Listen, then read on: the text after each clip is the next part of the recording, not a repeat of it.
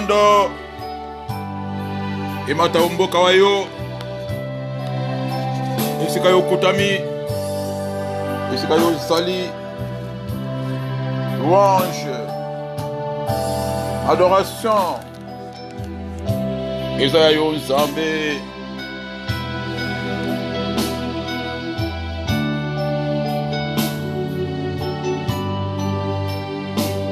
nous t'aimons Seigneur Jésus.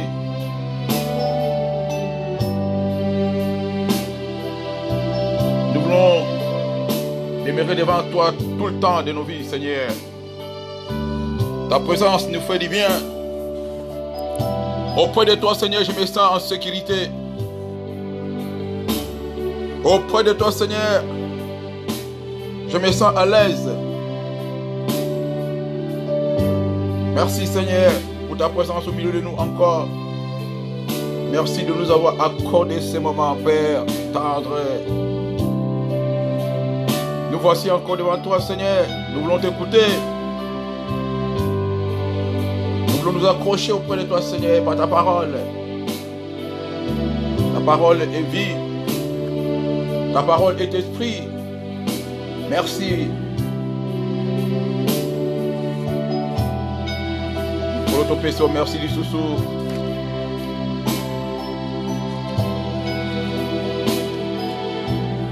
Voilà, moi, ils ont dit que la vie saute en monioso.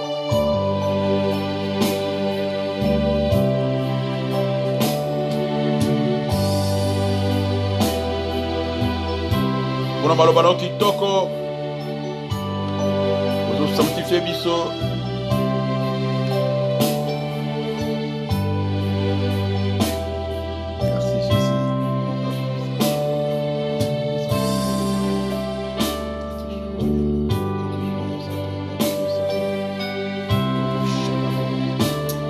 L'adoration, Seigneur. Saint, Saint, Saint, Saint, Saint est ton nom.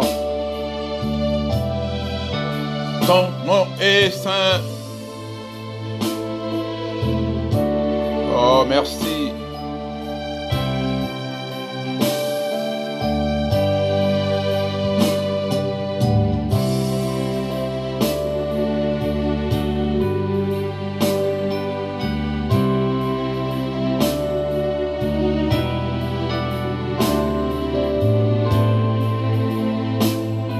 Alléluia, Alléluia, Hosanna.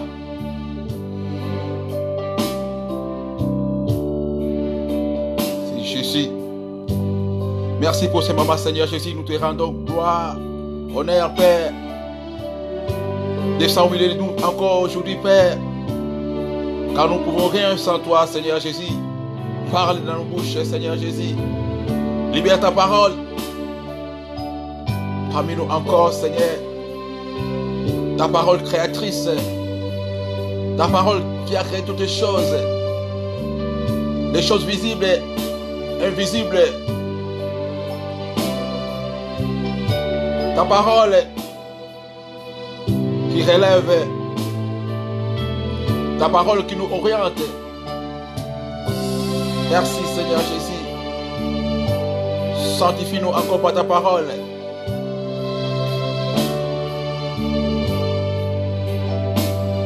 Bénis-nous encore par ta parole.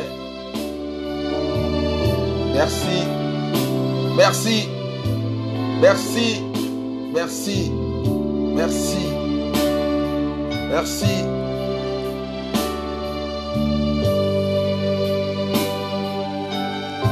Merci.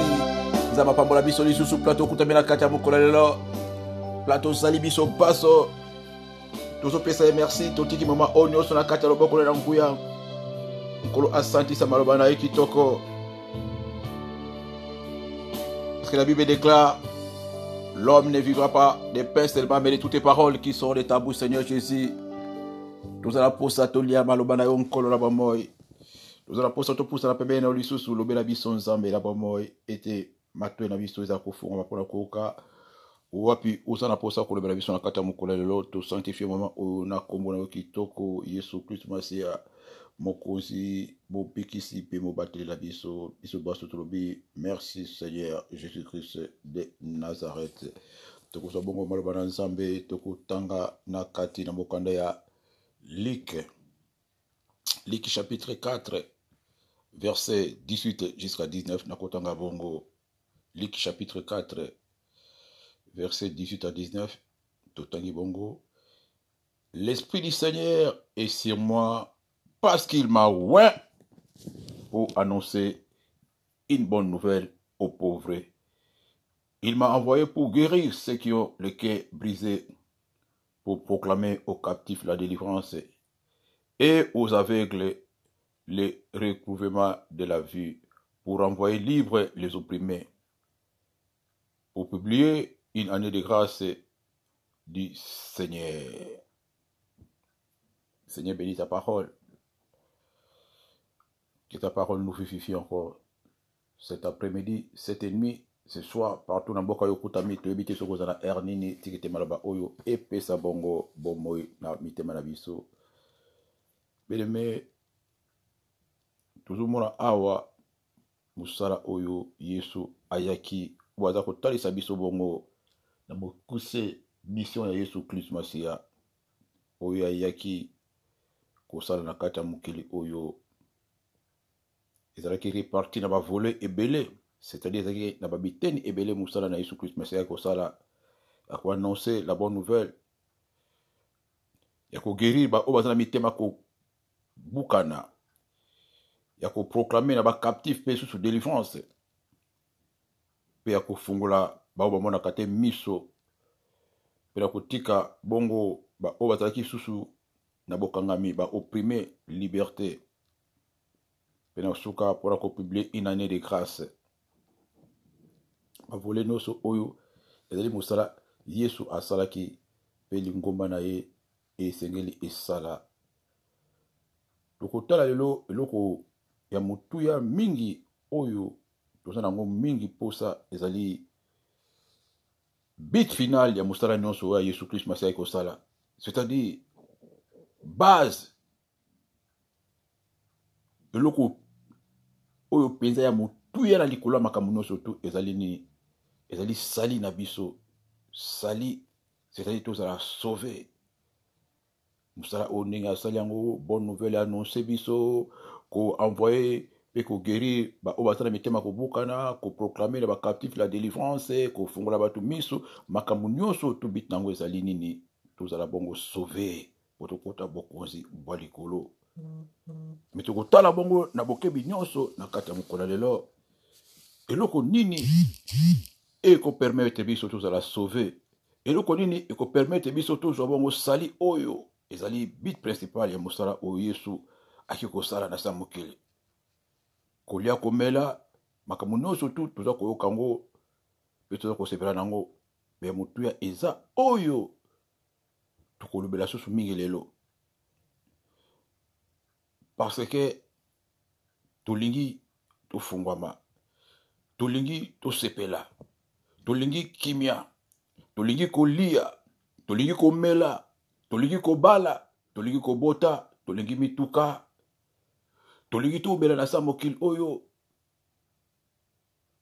tolingi pe tomona bisenga mokili, tolingi pe tozala bongo libre na kati ya sa mokili oyo. Pe motu moko te azana posa après avoir kotonga bandako na sa mokili awa, après avoir kobala, kobota, kozwa mikanda, kotonga bandako, bongo soki akufi akende kokota na moto, motu moko te akoki kozala bongo na suwe wana. Lokola pe nzambe oya biso akoki kozala pe na suwe pete biso toki na kosika na moto un jour. Yango ozomona maloba na nzambe eza kopesa biso tout le temps que Dieu ne désire pas la mort de pécheurs, la mort des méchants. Nzambe alingaka bongo liwa moto masumu te. Yango apesaka biso tango ya kobongwana ya kose repentir parce que posa na ezali biso tokota na kati na moto te. Bien-aimé, ya moto ya ezali awa po tozala bongo sauver to obtenir sali ezana no oto lokaka te. Tozo bongo la makambo. Tozo ko brise ba étape parce que eza kozanga pe nini kososola pe boyebi nde eza kozanga biso. Le toko parler na eloko oyo bien-aimé le Seigneur sali kozala sauvé ezalaka nini bien le Seigneur.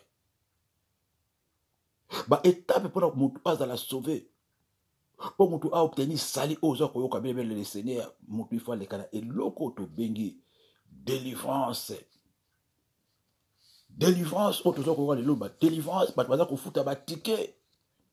Baza ko voyager baza kende ba mikili mususu. Baza ko kota ba retraite. Ya basanza bazo matelango bangomba ba mangengeli bazo zolango ba crédit baza ko benga même basali ya banzambe na bandako na bango baza ko sala ba exercice année pour koluka délivrance bien le Seigneur. Délivrance ezaka musika te beme. Délivrance ezana kacha motu iye moko. Mais délivrance à motuya eza auto lukaka te bien le Seigneur. Quand on parler na ba étape pour mutu ko kota na sali pour mutu azala sauver Seigneur boto le kana délivrance auto bengi délivrance du péché, délivrance ya masumo. Ce qui mutu aza délivré na masumo déjà bien le Seigneur. Et vous avez un impact monene pour na sali nae. Et ça a un impact monene. Déjà ils ont zela mutu azo kena déjà ko bigisama.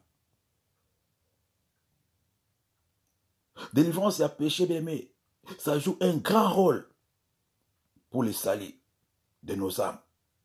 Parce que la délivrance du péché et qu'on permettre yo aux ala yo. Et qu'on permettre yo au réaliser vie na yo ya bonzambe. Et qu'on permettre au vivre selon plan ensemble. Et qu'on permettre aux ala libre na ba action na yo oui na ezala oui non na ezala non. Délivrance à masumu et qu'on permettre aux ala affranchir na influence nyonso. Oyo ko utana libanda ya bondoki ya satana ya mipepe nyonso occulte oppression tous les sortes à mon peuple bien le Seigneur. Délivrance à masumu et qu'on permettre bien le Seigneur au kanga ba porte au sala e ko kangama so mutu sa délivrance à masumu ba porte et ko sala fermer.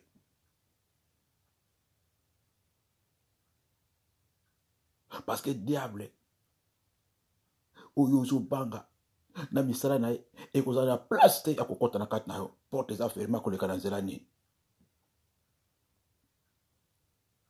Délivrance à masumu bien le Seigneur ce que zawana ni satana ko pousse na musika na ako dégoûter ako lâcher prise parce que yé alia kamasumu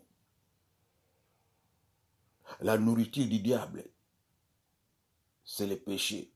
Ce qu'on place bilé neza les sociétés à osanini akokende akotika yo mais ce qui azako lia malamu bilé neza wana satana akokenda kate okoganga na yo moto bakocho mafuta bakocho maboko bakosala ba déclaration prophétique bako libérer maloba likolo na yo aussi longtemps bilé ne ezana kat ye akokenda kate place bilé nezali. Mais Yesu aya pour nous apporter biso délivrance.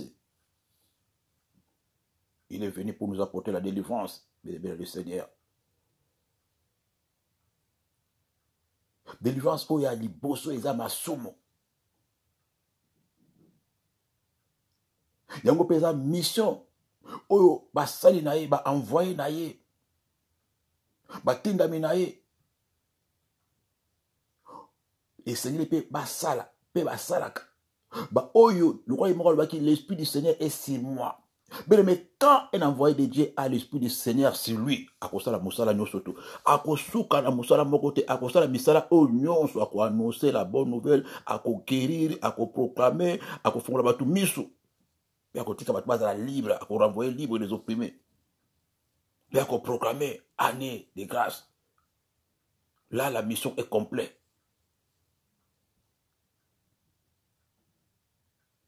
Mais pourquoi nous avons insisté wana? Si réellement l'Esprit du Seigneur est sur nous, bien aimé le Seigneur, étant donné que nous avons prêché, nous avons proclamé, et Seigneur est dans un effet. Et bambuma oye monana. Te rendre libre ba opprimé. Mais ceux qui ont mona bateau, bana nzambe, baza na kati ya masumo, baza nous délivrer na masumo te bien le Seigneur. Ceux qui bana nzambe baza toujours dominé na emprise ya masumo. Malgré tous les enseignements, malgré toutes les prières, otozo pesa, otozo teya, ba prédication ndenge na ndenge, ba enseignement ndenge na ndenge, ba séminaire ndenge na ndenge, ba conférence ndenge na ndenge. So ko na kata YouTube ko mona ba mateya. Otala na internet na Facebook mateya. Donc ba témoignage makambu ya ndenge na ndenge. Soki bana na nzambe baza délivré na masumu na noté. Qu'importe tous les sortes des enseignements. Qu'importe tous les sortes de prophéties. Qu'importe que tonga mangomba tous les quatre coins du monde. Qu'importe que planter l'église mokili mobimba bien le Seigneur.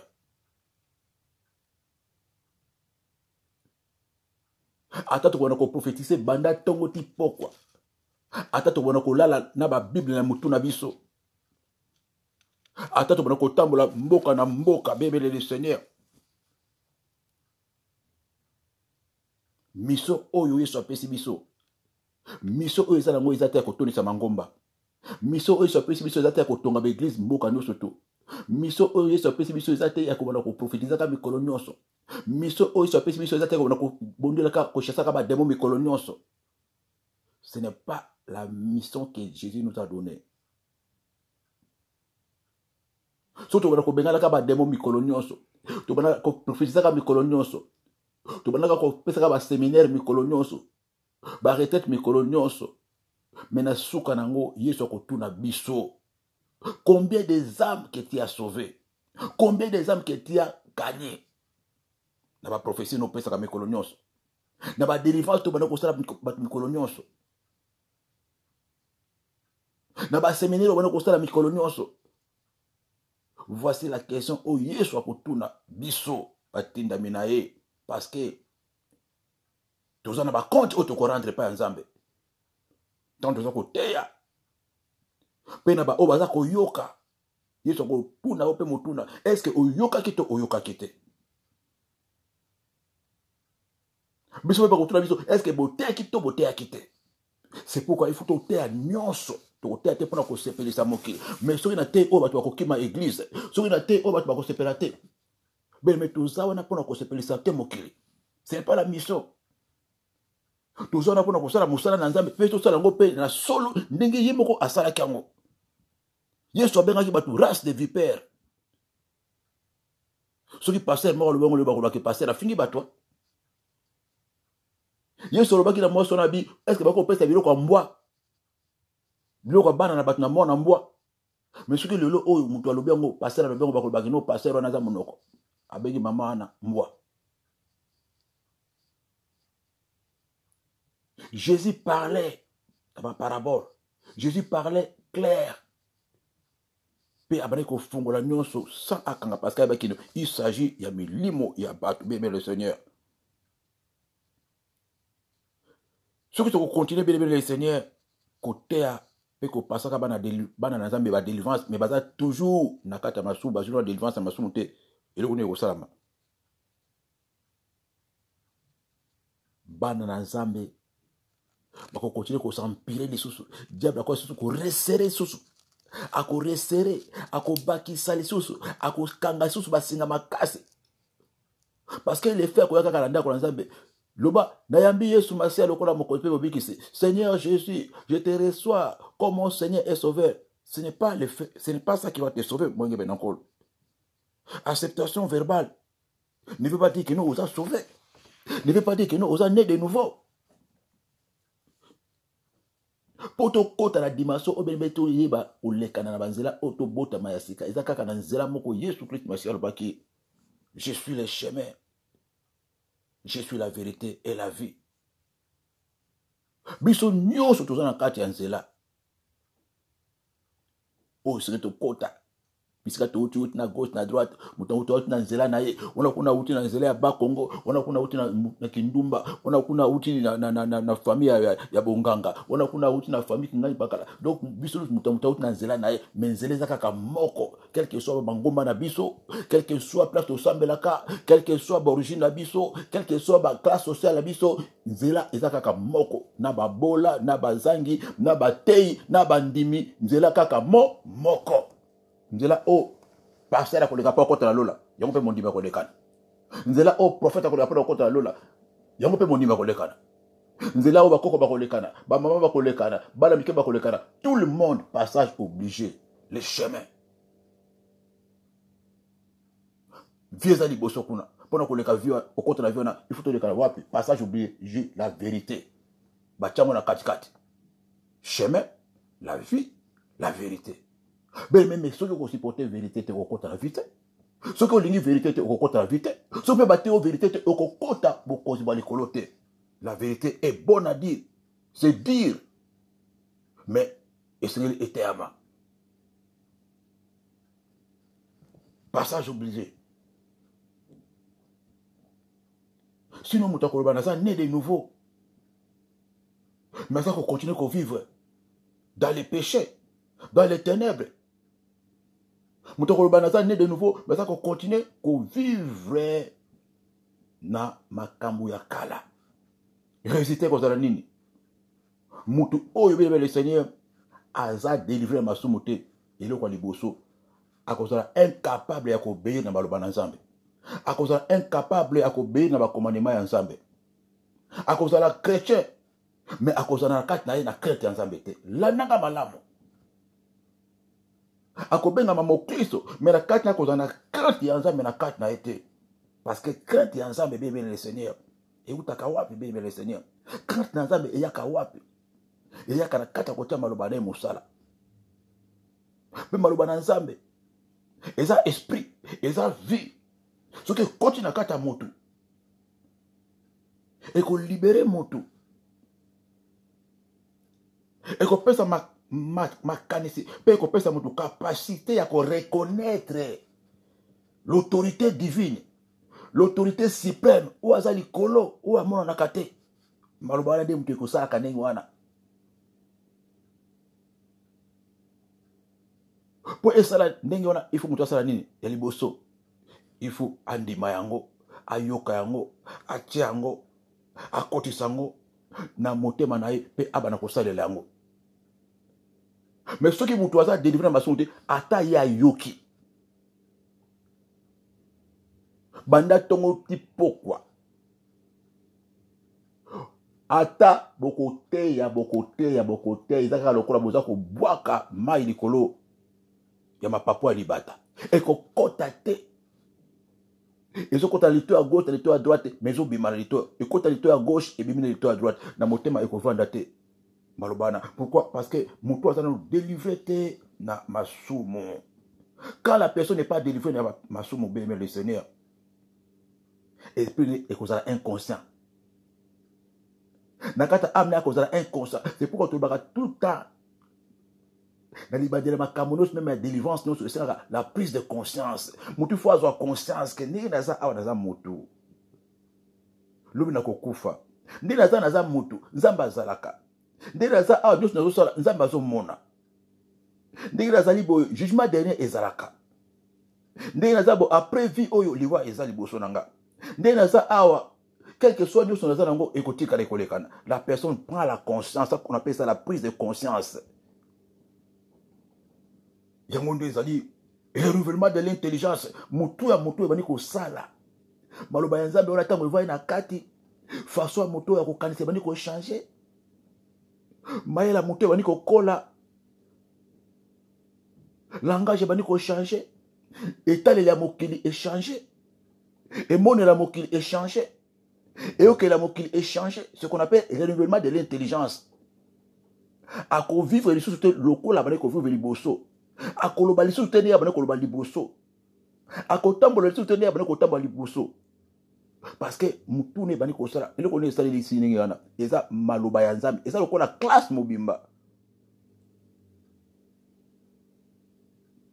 eza kosala mosala eza kotravaille motu wana bien-aimé le Seigneur moto akozala conscient amené comme conscient moi moto akosa eza te okotinda ete akauta na église okotinda ete asambela okopekisa ete ke no koyiba te parce que maloba na nzambe na kati neza présence ya nzambe ye moko molimo mosantu akozala kati ya moto oyo ekoconvaincre ke no elobeli oyo eza malamu te eloko ozozwa ezwa yo te tika yango eza eloko ya bato oyo aza mwasi ya bato tika ye oyo aza mobali ya bato kozwa ye te yo oza mwasi ya libala ata mobali ne aza te ata aza na mboka mopaya maloba na nzambe oyo na molimo mosantu ekotalisa moto eloko ozosala oyo ata pasteur aza te ata moto azomona yo te mais oza ya nzambe kosala eloko wana te l'esprit de Dieu ekoconvaincre motu wana ezala meme bana na biso tozokomona lelo awa na bandako na bapoto okotindika ye akende église na makasi okoforce akende tata azokende po asepelisa yo parce que oza moboti azotosa parce que tata okoprive badro mosusu akende église tante kaka po ayoka mongongo ya papa wana eza ka mosusu mais soki mwana na nzambe mwana ezala elenge ya mobali akomi deja na eloko na kati na ye aza na posa kutu yo otindi akende église te ata otindi na internat akobanga nzambe ata aza na mboka mopaya ye moko akobanga nzambe akokendaka na église ye moko akofukamaka ye moko na ndako na ye marqué bapara baza lisusu wana te parce que moto deja aza délivré na masumu molimo mosantu ekotambusa mwana molimo mosantu ekodirige makolo ya mwana.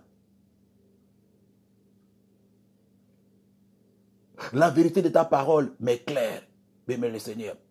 Parce que maloba na nzambe eza nzela mobimba éclairer mutu ye moko ko tamosa mutu ye moko na banzela na ye moko na l'air wana soki asa joie qui déjà bongo délivrance ya masumu.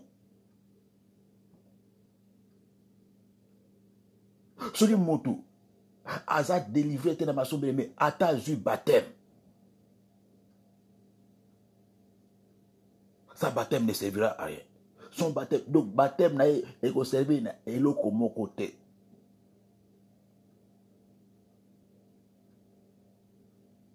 Mais masumu toza koloba oh masumu ezate le fait que nous mutu asali ekobo mutu ameli masanga mutu ayibi non masumu ezalaka te que non parce que abomi mutu parce que azofinga azotonga masumu ezande état eza nature mutu mobimba. Le péché, c'est la nature. Et ça, nature, c'est la kacha moto. Koyiba, kosala ekobo, kobela masanga. Et ça, ba acte ya péché. Et ça, ba effet secondaire. Et ça, misala ya masumu. Mais masumu yemoko, ça dit tout est nature. Et ça, la kacha moto. Abota minango. Et ça, la bébé. Azobota mana masumu. Aza moto masumu. Mais abota mikaka mokolo moko wana. Aibata melate mais azana nature masumu na kati na ye bien le Seigneur yango senga kasiko mutu fois botama ya sika ce qui est né de la chair est chair ce qui est né de l'esprit est esprit abotami na chair ya masumu mama masumu ya masumu abotami na nature adamique nature ya Adam na Ève ekokotaka bokonzi bwa likolo te. C'est pourquoi nzambe na bonzambe na asalaki siko atindi mwana na ye Yesu Christ Masia abotama na nature ya Adam na Ève te abotami na kata libumu ngondo Maria molimo santu te bakotisi mwana ona kata libumu na kata makila na Yesu Masia eza na makila ya Joseph te eza na makila ya mama Maria te na ade na ya Yesu Masia eza ni na makila ya Yesu ni na makila ya Joseph makila oyo ezali saint sans tache eza na nature ya Adam te yango wana siko biso baso na kati ya mokili mobimba bikelamu nyonso babotami na nature ya bomoto ya Adam nature adamique baza na masumu na kati na bango siko esengeli siko to botama na sika na nzela kolekana na Yesu Christ Masia nature oyo ebotama na masumu te lokola Adam na Ève makila oyo eza na makila masumu na kati te yango nde siko ebikisaka biso na bolimisa masumu na biso. C'est là où on a donc quelle que soit religion nyonso yo bondelaka Ce que vous connaissez dans Zéla, les chemins. La vérité et la vie. Dans Zéla, Yesu Massia, quel que soit tout ce que tu vas faire, au kokotate, au kozala bongo, hors de la réalité, et c'est une nouvelle naissance. Le prince de ce monde est là. Je n'ai rien de lui à moi. Que veut dire cela? C'est-à-dire donc, nazana natir na kati na ngate. Nazana makila na kati na ngate. Makila masumu na kati na ngate. Parce que ya ilanda kabile na ye. Na kati na ngate nazana bile na ete. Nazana semence wana te ya Adam na Eve na kati na ngate.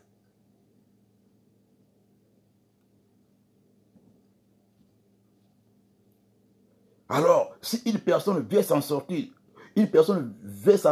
ce n'est pas son baptême.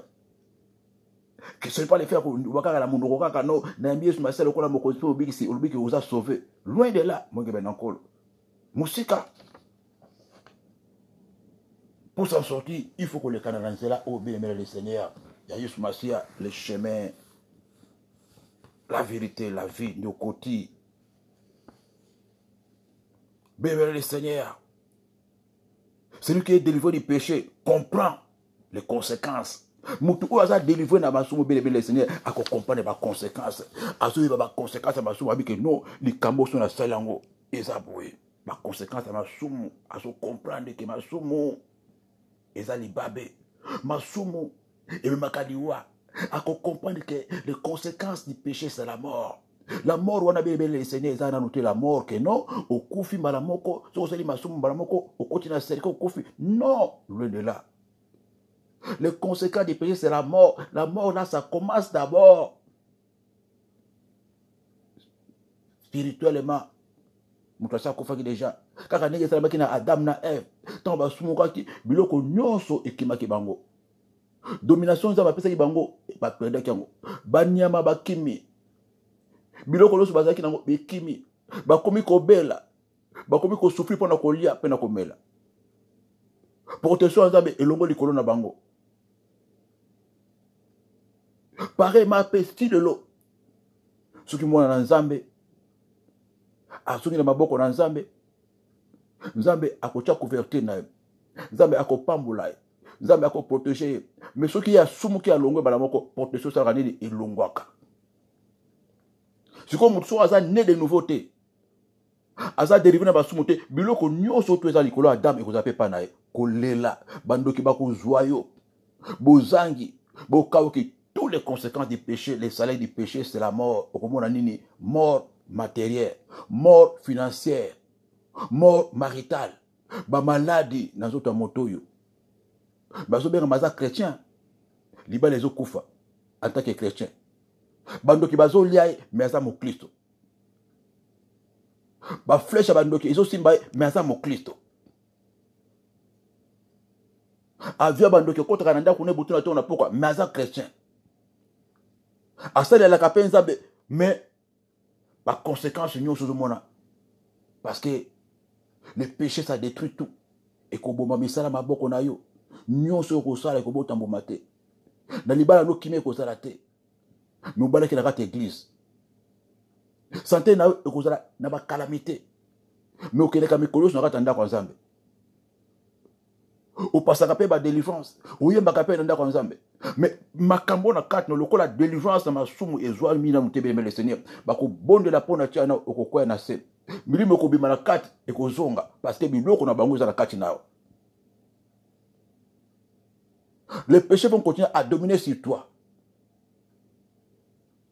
Okubona makambo oyo yuzulu ngosala te okosala yango oye malamu ozolinga osala okosala yango te. Pourquoi? Parce que oza esclave du péché. L'esclave n'est pas libre. C'est pourquoi la Bible nous dit dans le Proverbe chapitre 29-19, ce n'est pas avec des paroles qu'on châtie l'esclave, même s'il comprend, mais il n'obéit pas.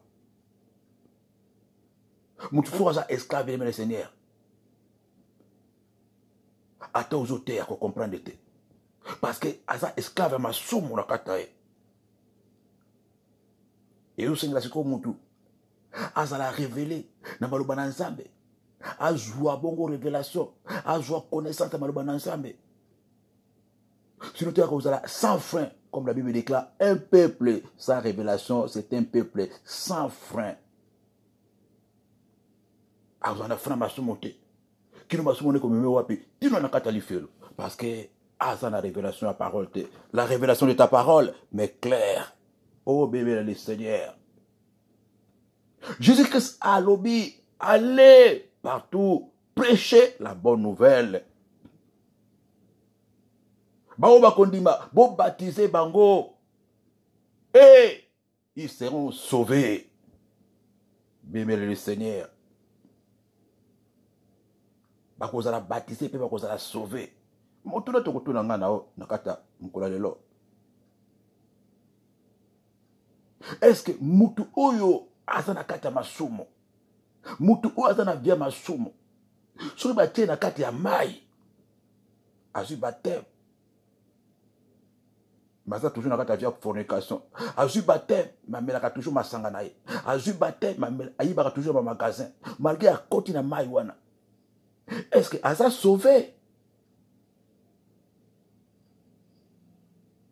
Yo moko misongisa eyano. Na kuichi na ye wana kaka. Na fornication na ye wana kaka. Na biloko no na muyibi na ndako. Na sapato wana lati. Na basket wana lati ya muyibi. Alongola ngo boche na kati ya mai. Ozui baptême na kombo na Yesu. Abimi na kati ya mai. Azui basket wana oto yiba ngo na kora. Pantola jini wana yebaki wana magazin Lidl alati. Azongi na ndako. Afoli bambo mulangi na whisky ameli. Na butu wana asalani na mwasi na ye na mobali na ye o babala na kote na fornication. Est-ce que azali sauvé? Bien-aimé dans le Seigneur. Parce qu'une personne qui est contrôlée, bien aimé le Seigneur, qui est encore sous l'emprise du péché, mutu oya kobenga ba mo Kristo. Mutu ba kosilise na kata mai, okomona mutu azui baptême, mais aki osala susu ekobo.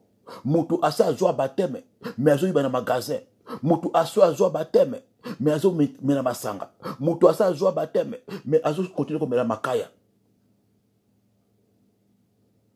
Quel sacrilège! Mais ce que tout je suis né de nouveau. Ce que tout le monde qui n'a pas baptême, n'a pas une carte à baptême. Baptême, bah oui que le coup de baptême au côté lola. Baptême, le coup de carte à baptême, il va que nos paradis pour notre nao. Et ça déjà assuré.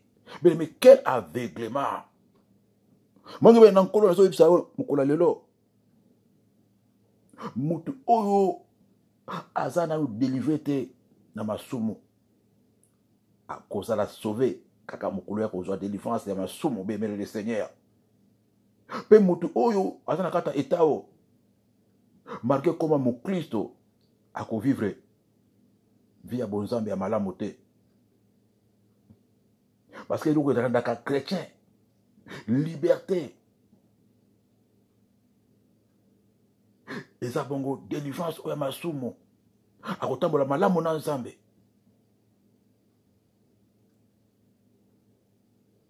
Okomona pe moto yo tant ça délivrer la masumu te à cause de la puissance jamais de la vie. Un chrétien mais sans puissance. Vous recevez une puissance, vous serez mes témoins. Vous recevez une puissance et vous serez mes témoins. Mutu oyo azana kata masumu ko recevoir puissance na ngeni. Voici, je vous ai donné le pouvoir de marcher sur les serpents, sur les scorpions. Mutu oza délivrer te na masumu. Akotambola likolo na serpent na scorpion te. Au contraire, ba serpent na ba scorpion ba kotambola likolo na ye. La vérité est en face.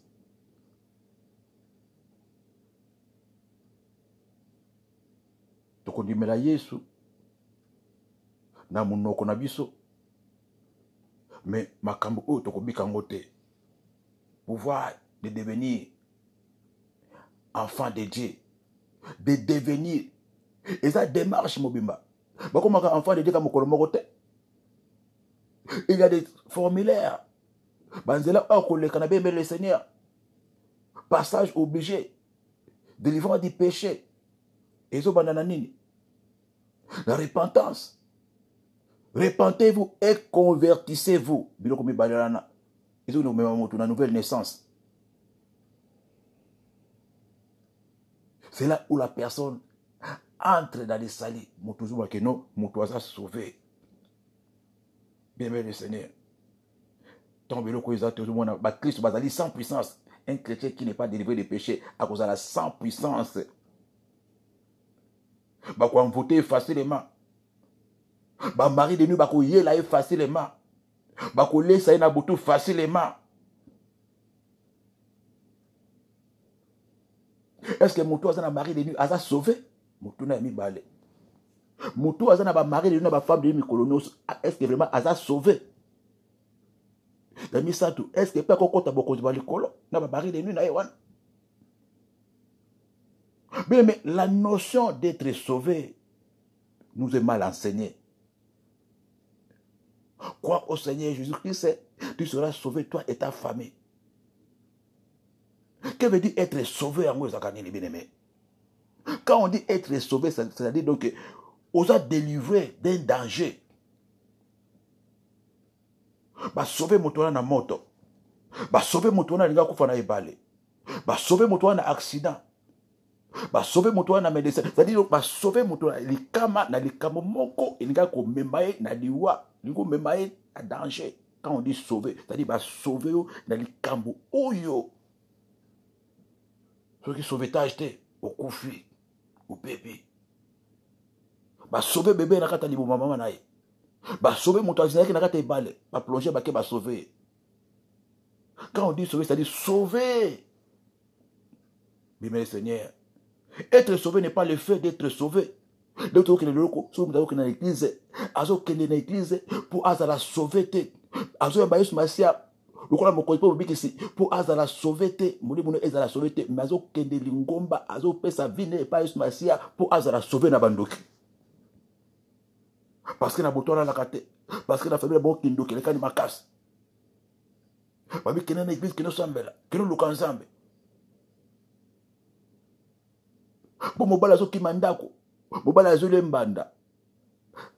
Keno sambela. Ngana zo ba coup de fil art, bat bazo benga benga nga a. Mutazo bengo nik maka po na likamba libala. Mobala kimindako. Ozo mona jeune fille moko zo benga bi papa net na zawa donc moye zate tous les fiancés bazo kimangai. Nazo fiancé a kimingai. Nazo fiancé a kimingai. Yo na epana yo. Obondela pona tena ngai. Na bi mama. Tout d'abord, nga zanganga te. Nga za pasteur. Nga za marabout te. Yo so yaba yesu maselo kola moko mo bikis. Oza né de nouveau. Osambela ka wapi. Pasteur doit za nani. Vous voyez? Oh non. Siko ozu numéro nanga neni. O ba pesa nga numéro nanga na kambaka na. Yo landa ka radio télévision pe de soir. O landa ka radio. Ayebi kutu même radio pe de soir te. Ayebi ngo kutu te. Ba pesa ka numéro na nekonaye. Benga passé moko sungolo pakala ko bonde la pona tia nae. Pourquoi? Bato baza mal enseigné. Donc makambo ya bonzambe et comme lokola bonganga. Na ba sa na nzambe pe tant zoko be ba procéder wala to ko pe lokola ba marabu. Ozomona lokola ka o azuela nga po na likambo libala. Mais tant zo tout na moto yo azana vie de péché. Ba fiançon na bakima kae autour de bolo abimaka na bango nyonso basi babima bimba na bango ce qu'on dit pas là ko va sango ndenge ni les gens brisent les étapes parce que la notion d'être sauvé est ça enseignée hors de la réalité. Bah tu vas en église pour azala sauver du célibat so na bani ko sambela na ko bala. Ok, bien le Seigneur, être sauvé n'est pas le fait de toutes ces choses, d'être sauvé du célibat, d'être sauvé des esprits des morts, d'être sauvé, non. Être délivré, c'est plutôt être délivré, être sauvé des péchés. C'est être délivré, il y a caractère moko. Osa délivré na lisumu moko eko be mona lifelo na comportement moko na habitude moko. Être sauvé c'est être détaché du monde. Être détaché na fornication, na muyibi, na milangwa. Biloko ko permettre au na bokozi ba likolo te. Quand tu es détaché de ça, quand tu es délivré de ça, tu es délivré de la masturbation, tu es délivré de toutes ces choses, c'est-à-dire donc on a sauvé na biloko ko komemao na lifelo. Biloko nyonso ya kana sima bamabala, bamabota, bambongo ezoya na sima eza lokola matabiso oza mapesa kabiso monge bene na nkolo.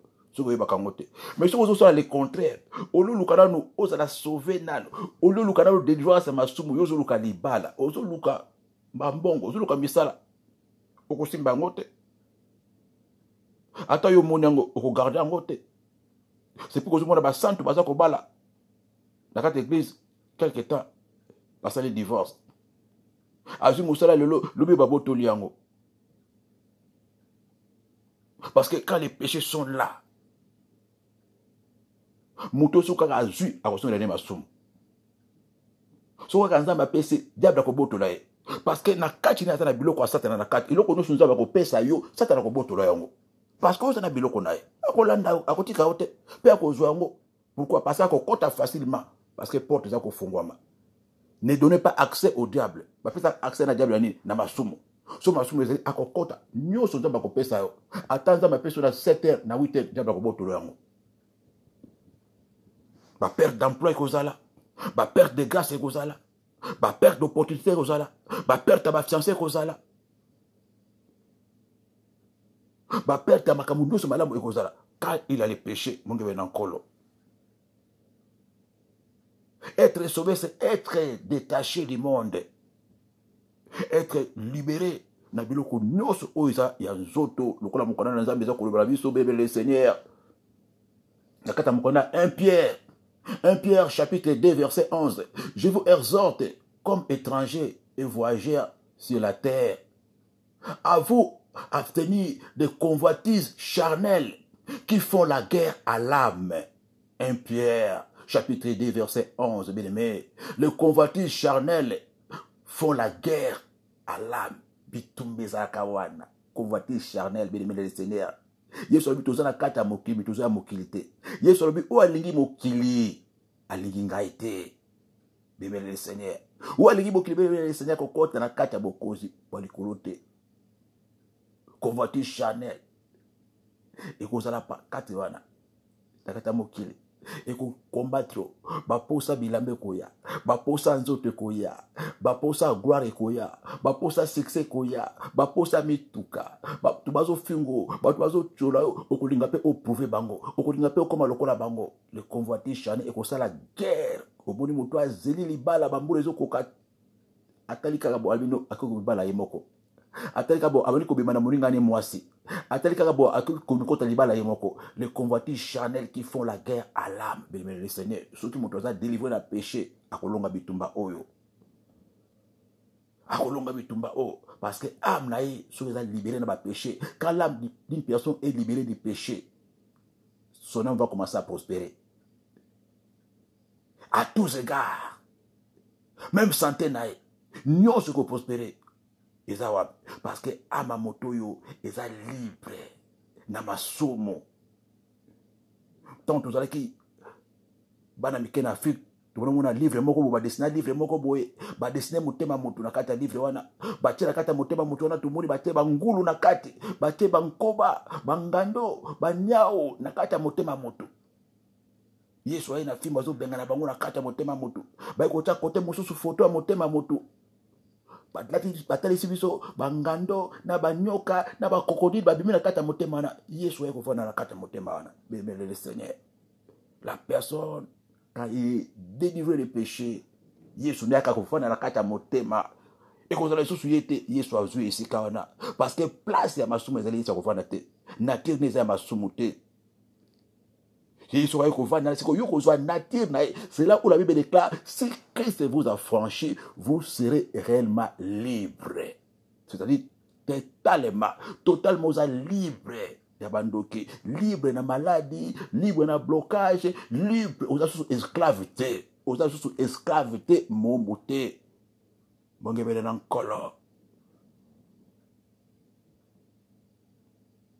Cependant, celui qui n'est pas délivré du péché, makambu oyo nzoto, baposa mokili, ekobana ko dominer ye. Akoko ko résister na ba tentation te. Akoza incapable de résister à la séduction. Akokwesa ye, akopengwa na ekobo. Malgré akobana ko na église, akosala nyonso po azala mosanto, azala mokristo malamu. Akozala kaka esclave masumu. Ils sont devenus des colons. Akokumba masumu même na kati église. Tango masumu ezala kati ya moto bien dessiné. Akozala incapable ya ko appliquer maloba na nzambe ata kolala na kati église, ata kokota ba veiller, ata kokota ba retraite, ata ko bana kozala na église même 10 ans.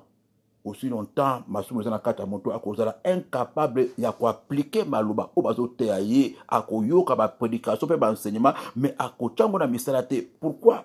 Parce que la kati na ye aza na nature wana ya esclave bien le Seigneur, esclave ya masumu bien le Seigneur, akoyoka kate matea pe akochango na misala te.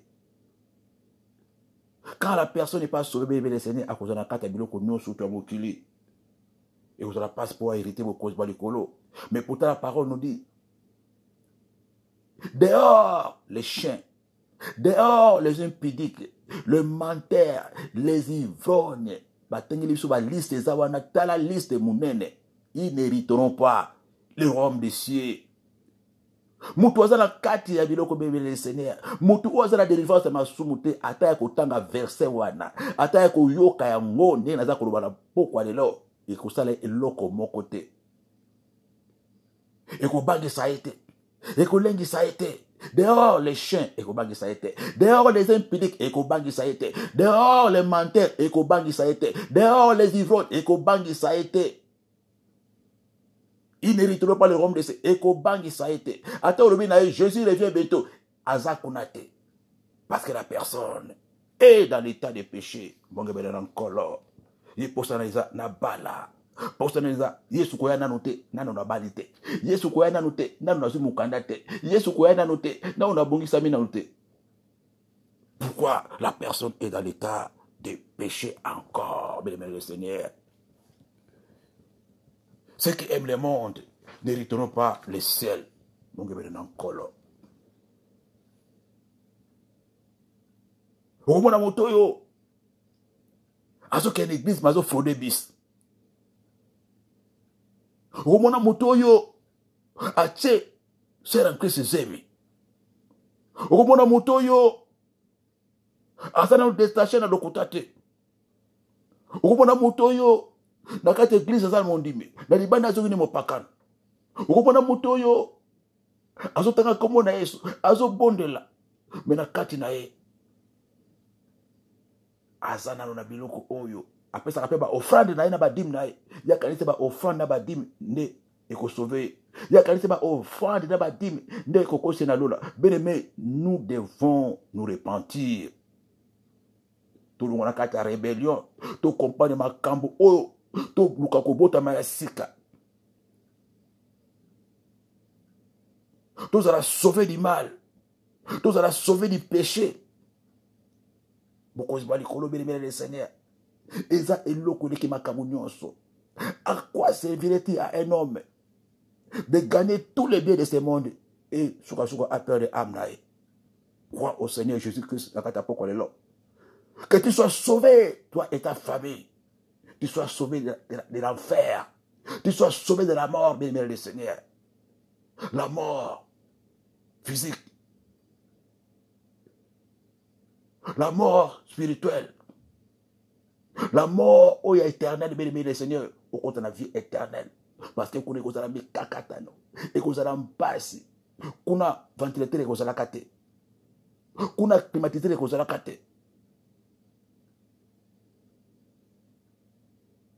C'est le moment, bien aimé le Seigneur.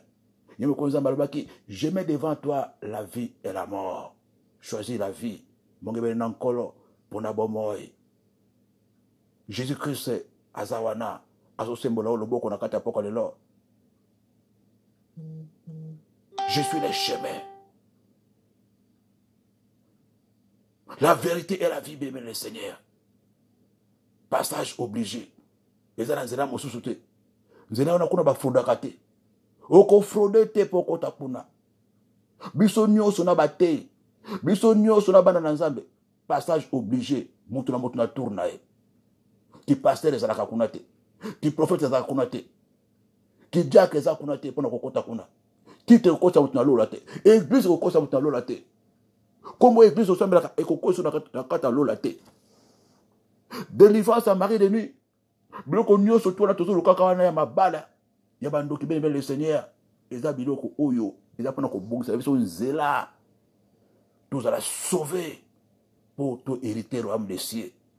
Voilà oyo nzambe alingaki mpona yo mokolo lelo ezala bongo partage na yo ofungwama miso ososola biloko oyo bene le Seigneur parce que les jours sont mauvais.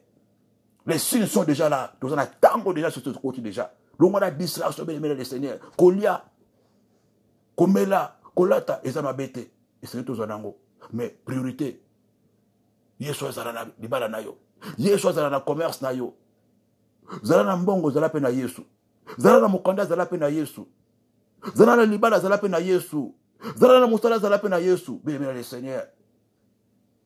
Ce qui t'est. ekozala pasi mpona tina na yo mwana na nzambe ndimela Yesu kaka lokola mobikisi te abikisa libala na yo te me azala mokonzi na yo. Yesu akufa te mpona biloko wana akufa mpona molimo na yo. Na likolo kuna basalaka feti te mpo moto abali, basalaka feti na lola te mpo moto azwi mokanda, basalaka feti na lola te mpo moto aboti, basalaka feti na lola te mpo moto azwi mosala, basalaka feti na lola soki kaka mutu moko pamba abongoli motema mpe aza sauvé.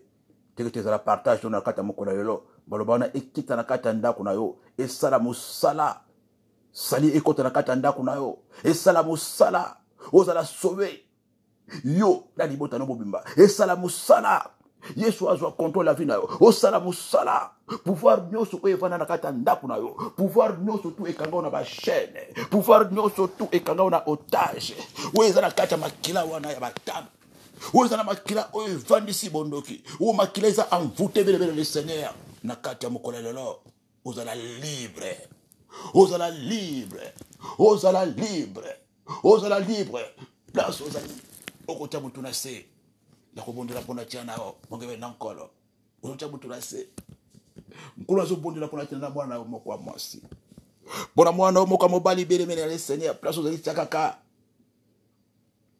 loboko na motema nazobondela mpona tia na yo nzambe otiaki maloba oyo na kati ya monoko na ngai mpona loba na kati ya libota na yo nkolo opesi biso mosala ya koteya sango na yo malamu bonne nouvelle opesi biso mosala ya kobondela mpona tina babeli opesi biso mosala ya kolibere bacaptif ya kokonsole bitema baoyo bazolelaka baoyo baza bakere brisé olobi comme le père m'a envoyé moi aussi je vous ai envoyé oyo osalaki yango mpe toza kosala nkolo yango naza koya kaka na pokwa lelo na manto mpe na manda oyo opesi ngai kolibere grâce na likolo bala na yo nkolo parce que boye na yo eza ya kotanga na mikolo basini nyonso ozomona yango nkolo mitema yo nde moto osimbaka mitema yo nde moto obongolaka mitema yo nde moto oyebi milimo nyonso eza ya yo makila nyonso esopanaki pamba te esopanaki mpo baoyo nyonso ya yo oyo oyebi bango avant kobotama oyo satana azwa mpe abotoli oyo satana atie na kati ya mitamo na ye oyo satana akangi na otage baza ya yo nkolo na pokwa lelo losambo na ngai ofungola miso ya mama oyo ofungola miso ya papa oyo parce que eza mosala yoki kosala koproclamer bonne nouvelle kolibere bacaptif korendre libre baopprimé mpe kofungola miso ya baoyo bazomona te tikete maloba oyo efungola miso ya mwana na moko ya mobali ya mwasi oyo efungola miso baekai ekweya acomprendre notion ya sali acomprendre miso yo yaki acomprendre pourquoi yo bendi babota ba ebele na libota na bango Mais yo permettre kaka yemoko ayo kamaloba o na mokolo lelo. Akola na quartier, avanda na quartier, avali na lopango ya famille.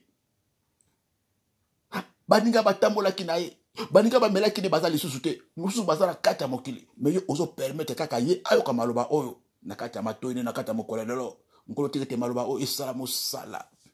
Esala musala, ekweya na kati ya basende te, ekweya na kati ya mabanga te, ekweya na kati ya zero te, bandeke bayiba te, maloba oyo, ezala bongo semence, eza kosopana na kati ya motema, ebota mbuma, dans le nom puissant de Jésus, ebota mbuma, ebana kosala musala, intelligence ezala renouvelée, façon à kotala ezala renouvelée, façon à koloba ezala renouvelée, façon à se comporter ezala renouvelée, parce que ba oya yon kolo bazana motuya ba oya yon kolo omikaba mbeka pona bango tikete yosala musala nakata mandako na bango pe nakata mitema na bango o place ozali ozosenga yesi koyo place ozali ozosenga yesi ko peso makasi afongolo miso ozosenga afongolo miso ozosenga ya fongolo miso bankolo fongola nga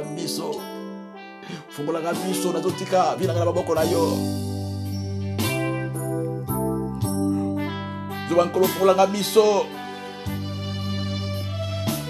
Oh belemela le Seigneur ozo komitika bankolo fongola nga miso localiser ngai telemisanga place nazali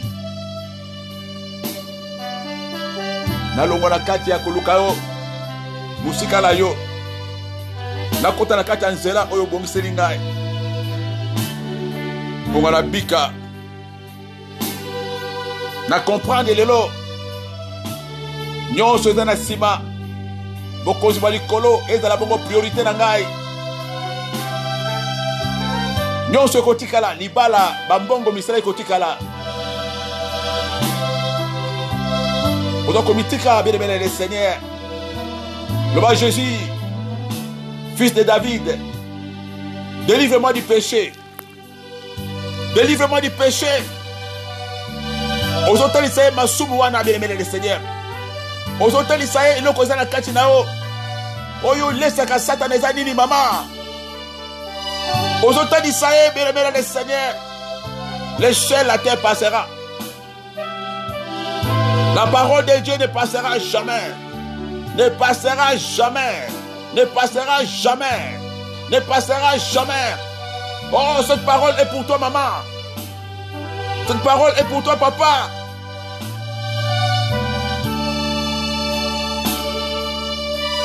En vérité, je vous l'ai dit, l'heure est venue où les vrais adorateurs adoreront le Père en esprit et en vérité.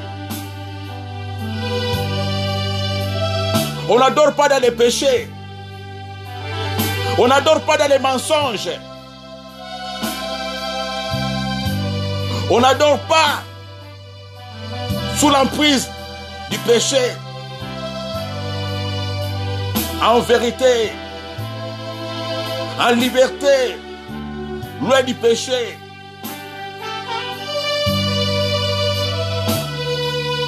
Il fait ça.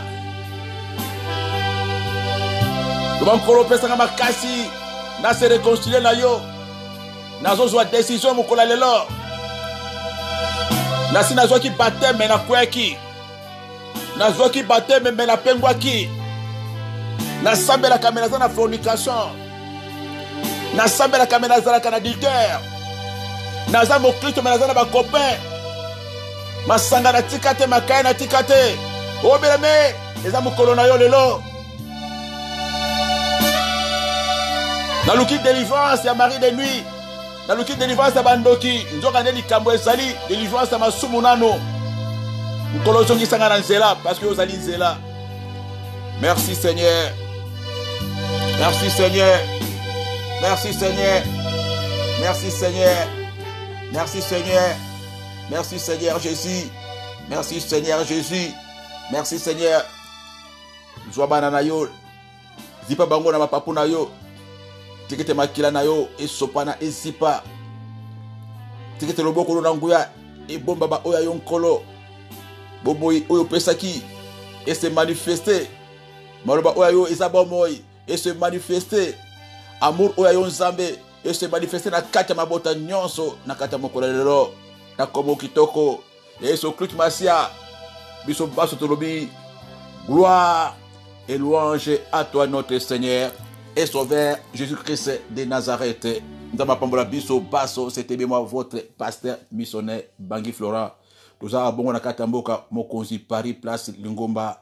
Ta grâce me suffit ezali na kati ya mboka Vitry sur Seine toza wana Lingomba ezali wana tokopesa bino bongo ba horaire ya bakilte bozana posa na biso bobengi bongo na numéro 06 33 38 75 92 na bandeli lisusu pasteur Bangui Florent 06 33 38 75 92 tozala bongo na kati ya mboka Mokonzi Paris tozalaka na bongo mikolo nyonso na 14 jour à dimanche tozala na 14 landa biso pe tozalaka tous les jours na combat matinal na radio télévision Pain d'Histoire na 5h du matin tozalaka wana lundi mardi mercredi jeudi vendredi na 5h du matin tozalaka wana losambo na combat matinal en direct ya radio télévision Pain d'Histoire pe tozalaka mokolo ya jeudi mokolo ya vendredi mokolo ya samedi na 12h lisusu na ba prière ya midi na radio télévision Pain d'Histoire pe tokuta makape mokolo ya vendredi tozalaka na tous les vendredis après minuit, c'est-à-dire na 1h30 tozalaka na ba ve mikolo nyonso ya vendredi soki oyebaka ngo te